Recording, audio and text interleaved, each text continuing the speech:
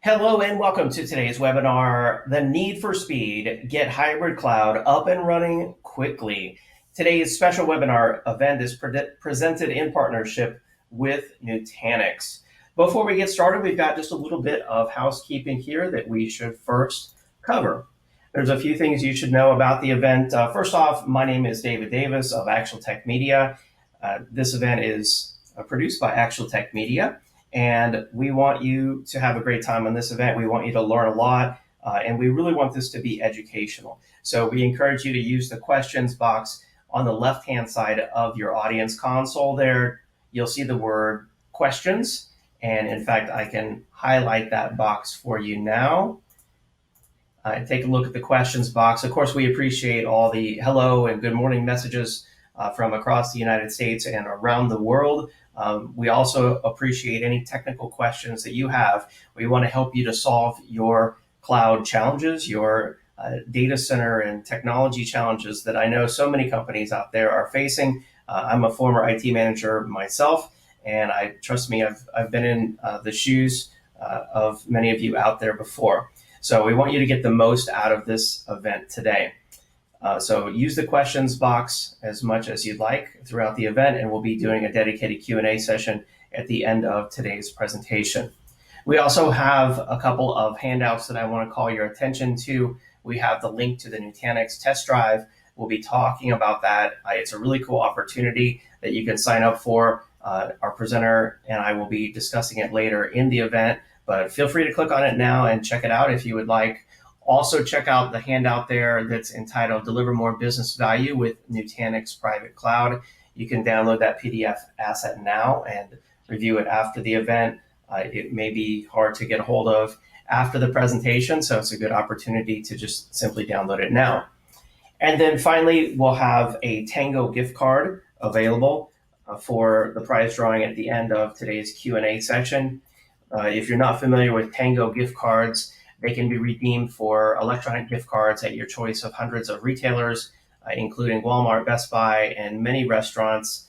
So it's a valuable prize, and we'll be announcing the winner of that at the end of the Q&A. If you're watching this on demand, I'm sorry, the drawing has already occurred. Prize terms and conditions can be found there in the handouts tab where it says ATM prize terms. And with that, I'm excited to introduce you to today's expert presenter. That is Mr. Alan Waters, Senior Solutions Marketing Manager at Nutanix. Alan, thank you so much for being on the event today. Hey, David. Thank you. I was looking through the audience here, and Chris from Illinois, and got Omaha. So, Cameron from Canada. So, looks like a wide audience. But welcome to the webinar, everyone. My name is Alan Waters, and I am a Senior Solutions Marketing Manager. And my mission here at Nutanix is to simplify private and hybrid cloud solutions for our customers and potential customers. So if you're looking for a simpler way to understand all the cloud options, private, public, hybrid, multi-cloud, for example, it's the easiest way to get you there. You're in the right place. So today's webinar, I'm going to talk about the different ways to get to a hybrid cloud, and we're going to talk to it in phases and different pieces for you to consider along the way. And just keep in mind how easy Nutanix makes it to get there, from setting up your initial HCI or hyperconverged environment to building out your private cloud on-prem and connecting it to public. So you'll see how fast and how easy it can really be.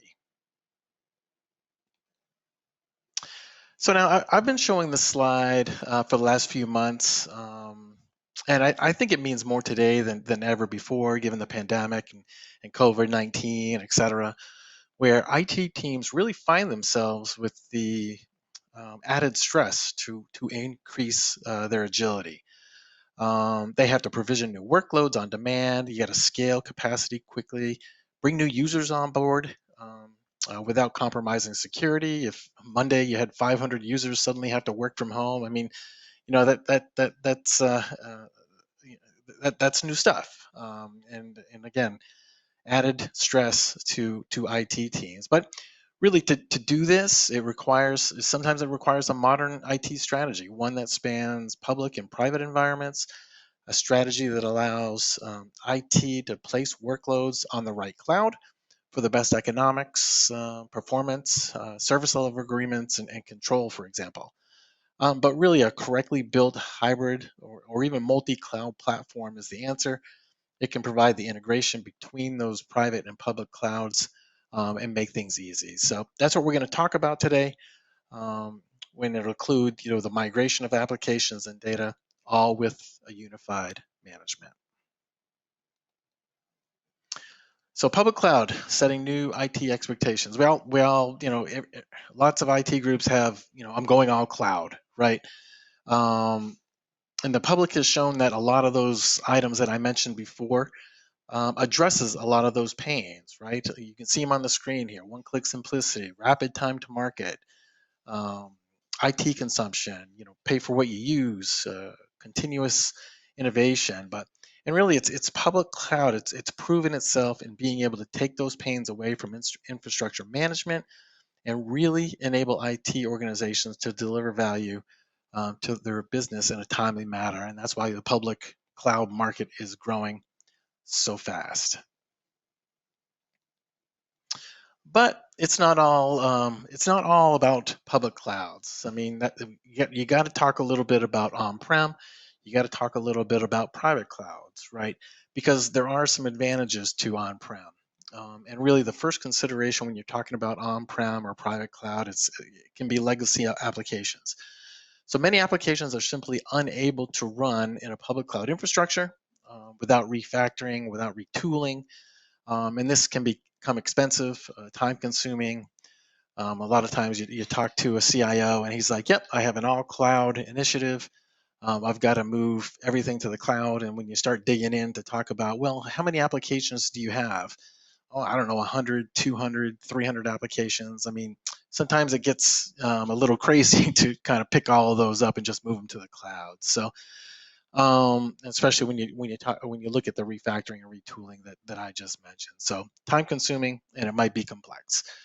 So there's also the predictable cost side of things. You might have seen enterprise applications that have those predictable demand type of characteristics. They tend to run with a lower TCO when they're run on a private cloud versus a third-party public cloud. So, and it's really about that predictable workload piece of it. Then don't forget about regulatory concerns such as GDPR and other pieces like that, other compliance items like that that might not be able, but might severely limit the ability to even use public cloud and even place data there, for example. And then finally, there's more control and security. IT can deploy custom applications and really determine and protect those applications and the data, and sometimes this includes the service level agreements that go along with it, spanning data protection and performance and placing the workloads in the fastest possible location. So just some things to keep in mind when you're looking at private clouds and on-prem environments. So what's the answer, right? That's the answer really is a hybrid cloud or a multi-cloud environment.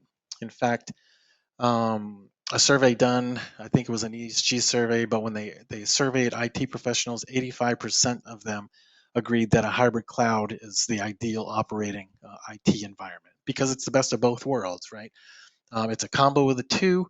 You can see from this visual that it's all about the predictability and the performance with compliance and security of on-prem.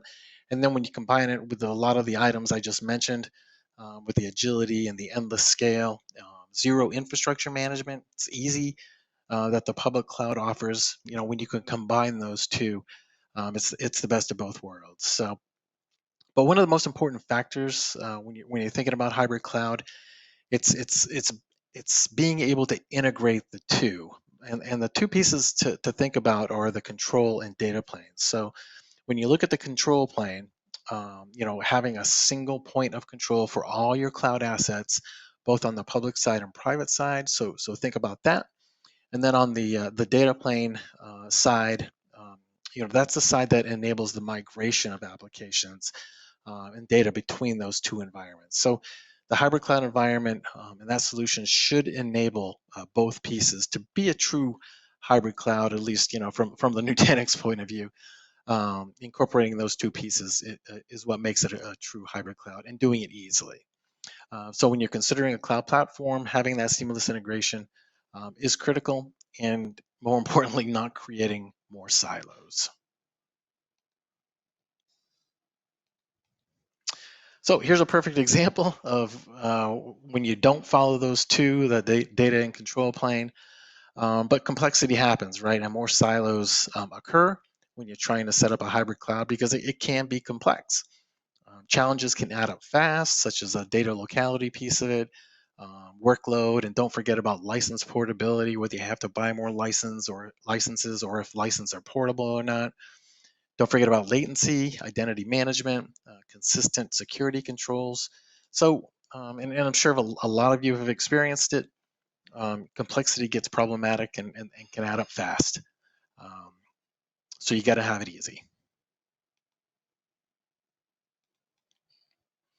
So how do you avoid it, right? How do you avoid the complexity and do it right the first time? Well, as I mentioned, picking the key platform is one of the biggest items to make it all easy, right? When you pick the right one, it eliminates the complexity.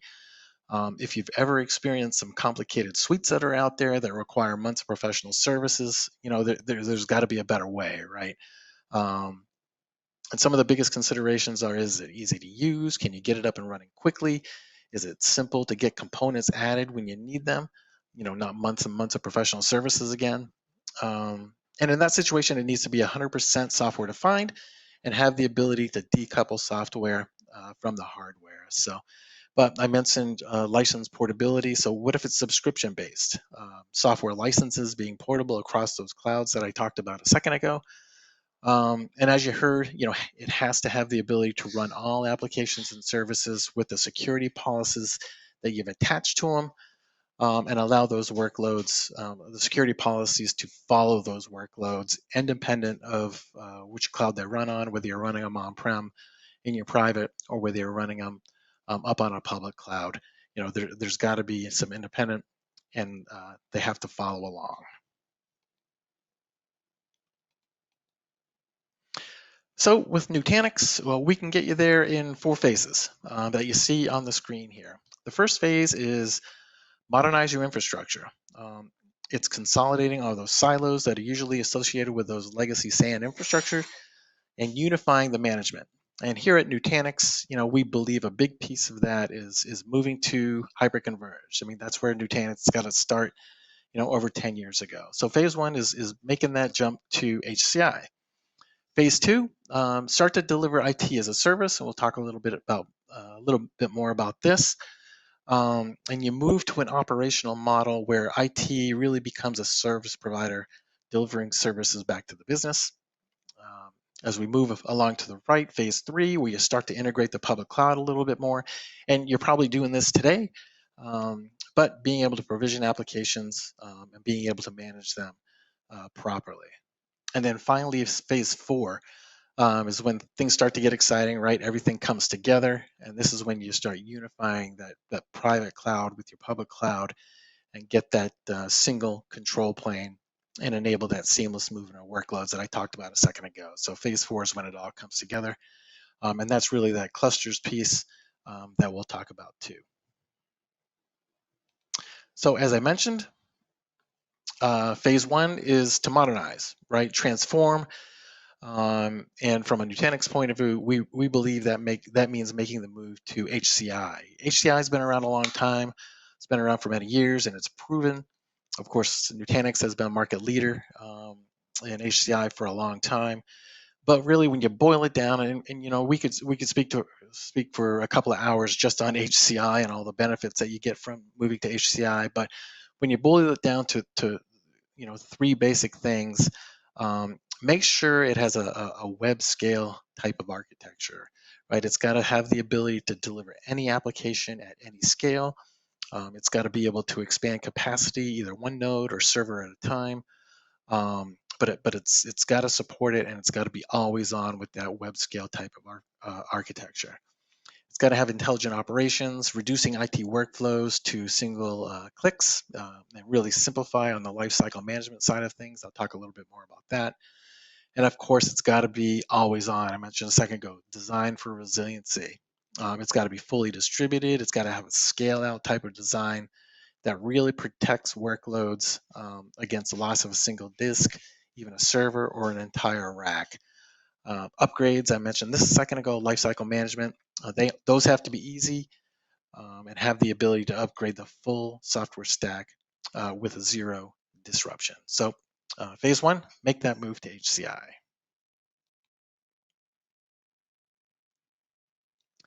Phase two is when you start to deliver IT as a service. And it's also, there's a couple pieces here. It's you start to deliver IT as a service, but you also need to start building out a private cloud, or at least start adding capabilities that are challenging, because there can be, and you don't have to do it all at once. You pick some of the biggest challenges, and you start tackling those as needed.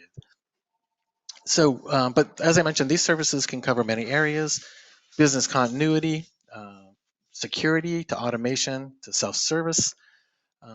IT as a service. What if you had an application marketplace where engineers could come in and get their own VMs or databases and so forth? So that can be huge. A self-service marketplace, one that provides that self-service for IT users, but still allows IT to maintain control over those resources. And you really start becoming that service provider and simplifying, and allow IT to focus more on business initiatives rather than all those spreadsheets you might have and putting out fires. But I did mention, there's other pieces that can fit under here when you start building out your private cloud. Um, Pieces like storage consolidation. If you look around, you might have lots of different arrays that, an array might have object, might be supporting your objects, might be supporting files, might be supporting blocks. But think about a platform that can consolidate, and this is exactly what Nutanix can do.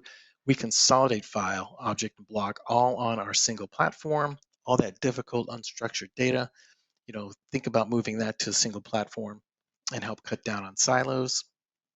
Think about cloud costs, being able to see what things cost around the entire environment. One of the big things about becoming a cloud operator is being able to show everyone, what costs, what are people using, kind of that show back, charge back. Whether it's usage, the staff associated with it, or even the business units that are using all those VMs, but being able to deliver those capabilities and show what the business units, what they're using for IT resources can be huge. Of course, another thing to think about is business continuity, disaster recovery. Um, think about the challenges that you might have there. Nutanix makes this easy as well. We provide a comprehensive approach that includes resiliency at really every level, from workload to your data center to the cloud. Um, it's really a highly, it can be, we're highly available, self-healing, and we can help deliver those right service levels for your applications without really that overhead of managing disparate data protection solutions. So there's a lot of, uh, things that are included. And finally, to kind of put a bow on it, it's all going to be secure, right? Um, Capabilities such as encrypting data at rest, um, microsegmentation, where you can separate applications from one another, um, and also protect the network that touches the data. But there's got to be strong security controls and automated compliance checks and self-healing, which means your cloud is going to be protected, along the way as you do, as you pick off the different challenges, and build out that private cloud and start providing IT as a service. So now the third phase, as we move along to the right here, is starting to integrate public cloud. And really the key piece here is enable, right? Because when I talk about enabling, I mean like starting to provision applications and being able to properly manage them. Think about starting to implement cost governance with showback and chargeback that I just mentioned a second ago, but not just on-prem, but across all your clouds, and whether you're using public clouds or not. Security and compliance auditing. Another thing to think about, start to deliver desktops if you want, whether those are on-prem or in the cloud, but using a common broker. So there's a bunch of different pieces you could start to think about and start implementing when you start moving to the public clouds. Like I said, I'm sure you're already working with public clouds, um, and you're already doing some of these things, which is a great start. But phase 3 is when you start to integrate and move some of those items, and providing some of the cost governance and showback that are associated with those different clouds.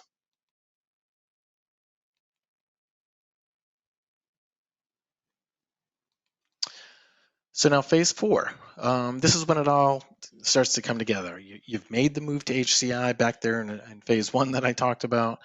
You've started implementing some IT as a service here and there, maybe doing some costs and some showbacks, um, showback, chargeback type of thing, using a little public cloud, whether it's for DR or backups and so forth. But what happens in 3 months when your developers or maybe a sales team comes to you and they say, we have a new application we'd like to roll out. And when you look at the application, you think, well, this might be a good fit for a public cloud. What are your choices? Choices are to set up another silo, have another group manage that application. Maybe it's an application that's going to be running on AWS. So there's another silo. There's a little bit more complication there, but that's kind of that's where Nutanix makes it easy.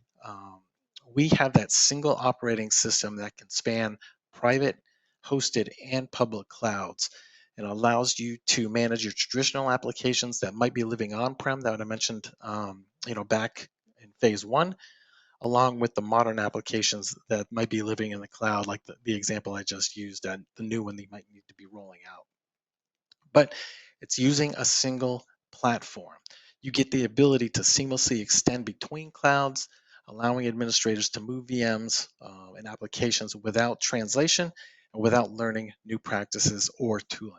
And finally, for true cloud unification, you get that license portability, empowering you to choose the best cloud for each application where you can see the costs of each cloud. So, and as I mentioned, this is all easily done.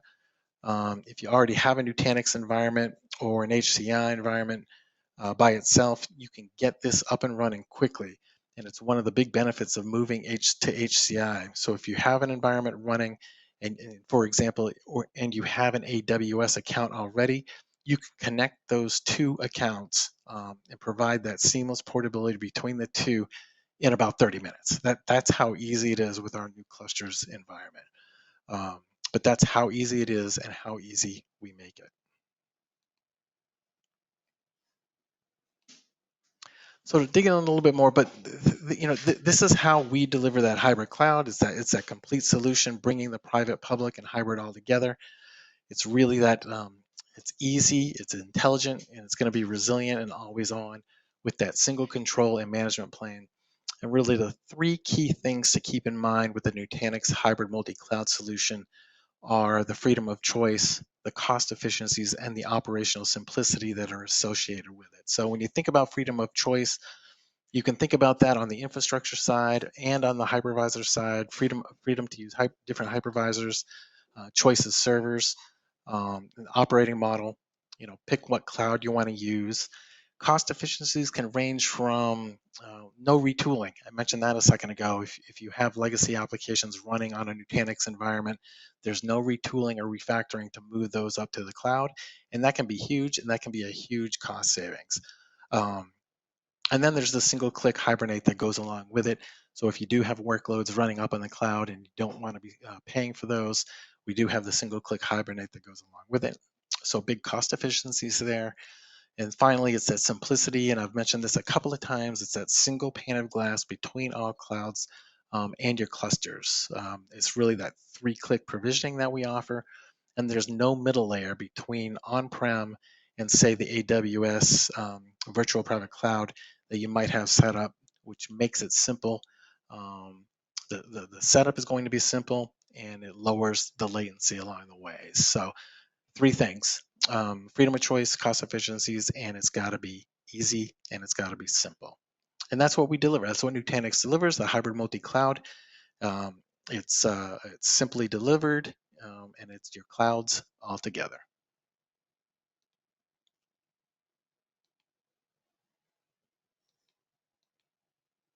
So in closing, you can see this firsthand, and David mentioned it a second ago, at the Nutanix test drive. I think there's a link he mentioned over in the top right in the handout section at Nutanix/test drive. So this concludes the presentation for today. Thanks for joining us. If you do have questions, I'm going to look in the folders and we can stay on for a little bit longer to answer questions. But David, with that, I'm going to hand it back to you. Thanks for attending the webinar today. Excellent presentation, Alan.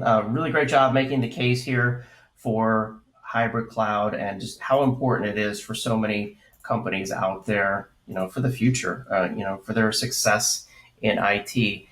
So we have a number of questions coming in here. Let's see, just going through these. While we answer the questions, I'm going to bring up this poll for everyone out there in the audience. It just says, what additional information would you like about the Nutanix solution? Of course, there's also the test drive link that's in the handouts tab that you'll want to check out. So the first question that came in, Alan, I want to ask you, and that is, they're asking, is having an HCI environment the same as a private cloud? How are those two similar or different? Yeah, and I was trying to answer that earlier in my presentation, and a lot of times when you talk to a customer and they say, well, I have a private cloud, I've already made the move to HCI, right? But when I think about a private cloud, I think about if you go up to, say, one of the big public cloud vendors and you think of how easy they make it, right? How easy they make it to set up. You swipe your credit card, you get VMs to scale, and kind of that self-service point of view. And when I think of creating a private cloud on-prem, I think of taking those same abilities, a self-service marketplace, for example, and having those all on-prem. So yeah, you can have a hyper-converged environment and have lifecycle management, and things do get a lot easier when you make the move to HCI. But when you start adding these different pieces to it, like a self-service marketplace, delivering IT as a service, and backups, and improving the automation, that's when I think you make your lives even more easier by implementing some of those pieces that you might find up at AWS on-prem and building out that private cloud. So that's how I see the two. Okay, good clarification there. Thank you, because I know that can be confusing out there when people first learn about this. So next question that came in, they said the industry is saying that public cloud is the way of the future. Setting up a private cloud with HCI seems like we could be going backwards. What's your take, Alan? Yeah, and that's why, as I followed along, or as you followed along in kind of the four phases that I mentioned, and you make the move to HCI and you set up that private cloud, some vendors out there make it difficult when you set up that private cloud and you bring in HCI. But the example I used is when if one of your departments comes to you with a new application and you need to connect that on-prem environment to public cloud, it's got to be easy, and it's got to have that single control plane between the two. So you just need to make sure you do the homework and make sure it's easy to connect the two, because you're not necessarily going backwards by creating that private cloud or on-prem, but you need to, and that's how Nutanix makes it easy. Where if you do need to connect to a public cloud, it's simple, and it's that single pane of glass to manage both of them, on-prem and public cloud. So you just need to consider the platform that you're looking at and make sure it's easy. Absolutely, yeah. Easy is so important. Another question, they're saying with a number of other vendors out there offering cloud solutions, why Nutanix? What do you think makes Nutanix really unique in the market? Yeah, and I think really when you talk to Nutanix customers, we're all about making it easy. and making sure it's resilient and your workloads are always on. Nutanix has a 90 plus NPS scores, and if you look around the industry, especially at some of the big guys, they're they're lucky to have a 60 net promoter score, and we're up in the 90 plus, and a lot of that comes down to how easy and how simple we make our management, because we spend a lot of time making, and even the new clusters environment that I've been talking about, connecting it to a hybrid cloud, with the ease of the networking that we've implemented with it. It's huge. So just make sure that you do the homework, and that management, and if you do pick a platform, that there's a single lifecycle management between all the different pieces, and not different lifecycle managements between the 10 different pieces that they might want to add on. So you just got to do your homework on the platform itself, and just make sure it's easy, because we do. Okay. Yeah, great point. Yeah, certainly. I mean, we need to be spending time helping the company and implementing critical applications, not just maintaining the hardware. And so we need easy solutions in IT.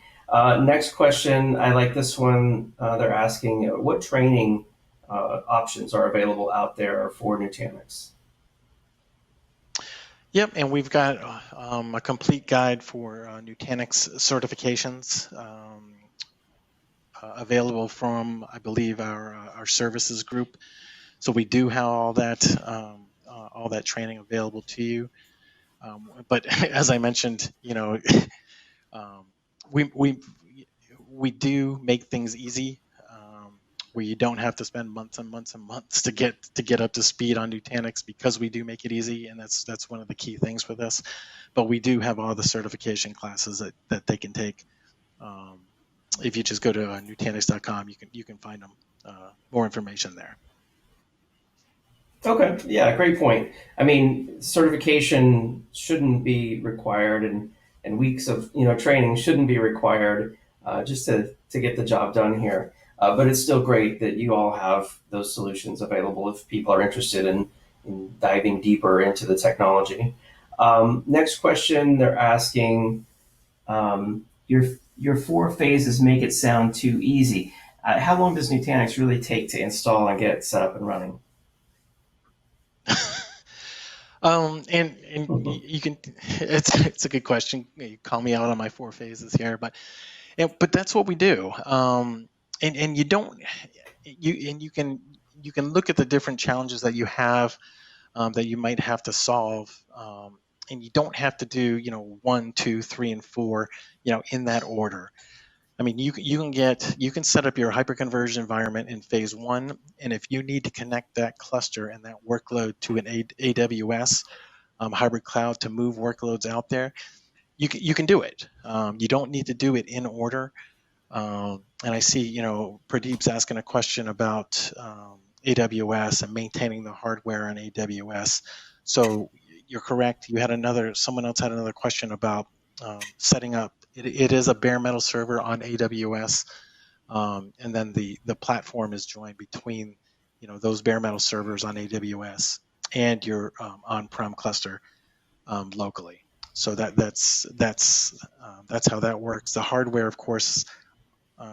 Pradeep's asking who's responsible for it. I believe the hardware, AWS is responsible for that, but your on-prem hardware, you're going to be responsible for. Um, I believe that's how it works, for that, Pradeep. Hopefully that helps. And you also asked a question Excellent. about deploying a Nutanix cluster. Yeah, he's also asking about AWS. So I think I answered it.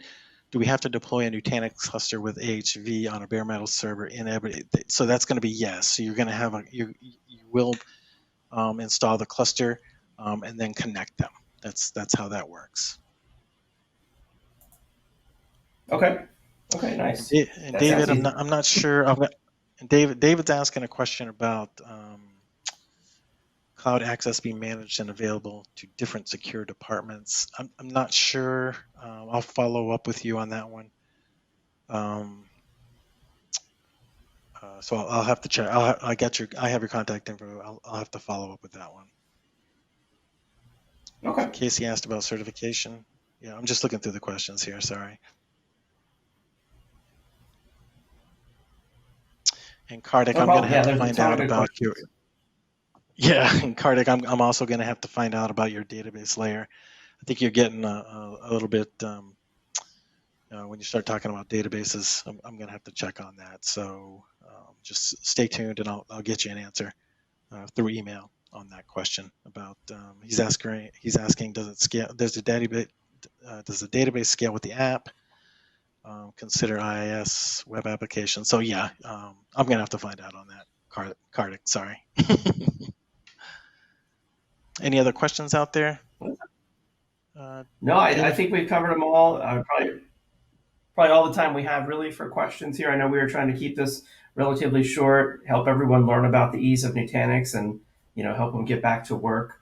But it's been really great having you on the event today, Alan. Really excellent presentation. Thank you. No problem. I appreciate it. Thanks for having me.